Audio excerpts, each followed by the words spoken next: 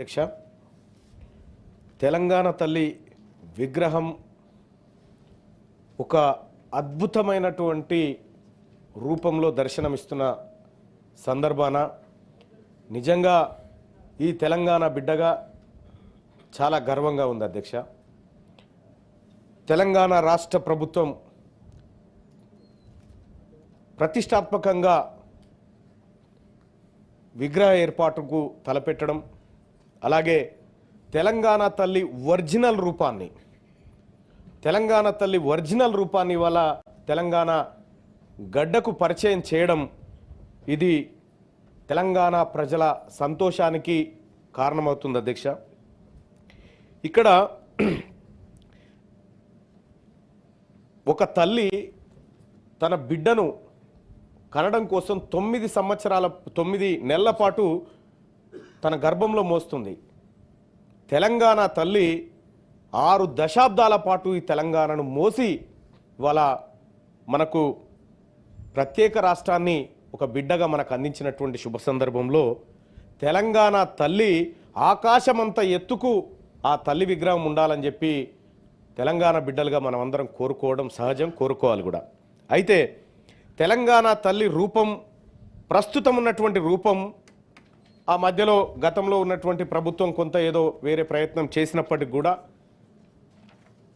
ఆలేరు నియోజకవర్గం రాజాపేట మండలం బేగంపేటలో ఇప్పుడు ప్రస్తుతం ఉన్నటువంటి రూపమే ఆ రోజు ఆ తెలంగాణ తల్లి విగ్రహంగా పెట్టడం జరిగింది.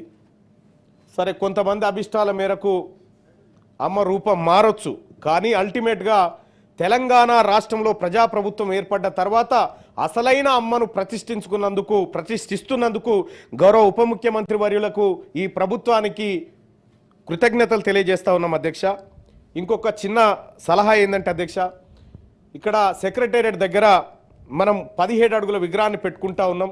దాని ముందే తెలుగు తల్లి ఫ్లైఓవర్ అని ఉంది అధ్యక్ష. దాన్ని దయచేసి తెలంగాణ తల్లి ఫ్లైఓవర్గా మారిస్తే సంపూర్ణంగా ఉంటుందని చెప్పి నా అభిప్రాయం అధ్యక్ష. ఎందుకంటే ఆ తల్లిని ఈరోజు అది జరిగితే ఇంకా బాగుంటుంది అనేది గౌరవ మంత్రివర్యులకు తమరి ద్వారా తెలియజేస్తా ఉన్నాం అధ్యక్ష.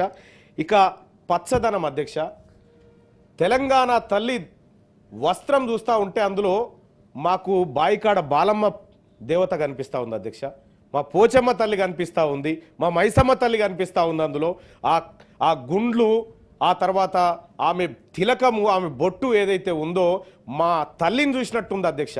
గతంలో ఎప్పుడు కూడా తెలంగాణ తల్లి విగ్రహాన్ని గతంలో పెట్టిన విగ్రహాన్ని కానీ అది మా తల్లులకు ఎక్కడ దగ్గర కనిపించలేదు అధ్యక్ష. ఇవాళ ఉన్నటువంటి ప్రతిరూపం ఏదైతే ఉందో ఆ ప్రతిరూపంలో మా అమ్మ కనిపిస్తూ ఉంది అధ్యక్ష, మా ఆడబిడ్డలు కనిపిస్తూ ఉన్నారు. బైరాన్పల్లిలో ఉన్నటువంటి మా మహిళా ఆడపడుచులు కనిపిస్తూ ఉన్నారు, మా చాక లైలమ్మ కనిపిస్తూ ఉంది దాంట్లో. కాబట్టి ఈ విగ్రహం అనేది మార్చకుండా ఇది ఎల్లకాలం మా ఆత్మల మనిషికి, ప్రతి మనిషికి అంతరాత్మ ఉంటుంది అధ్యక్ష. తెలంగాణ రాష్ట్రానికి అంతరాత్మనే ఆ ప్రతిరూపమైనటువంటి ఈ తెలంగాణ తల్లి.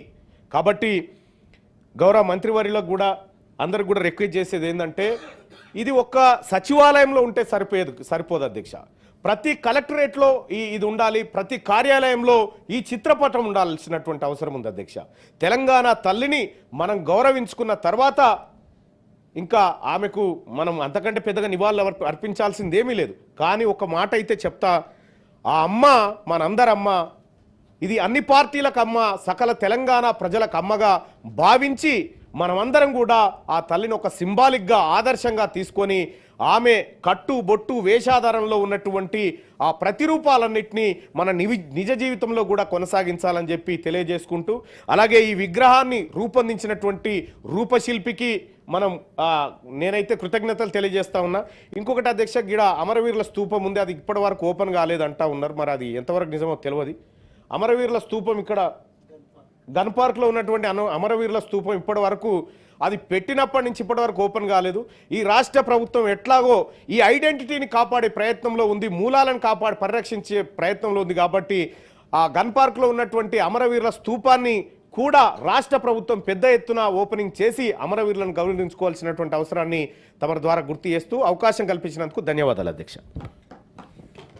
గౌరవ సభ్యులు.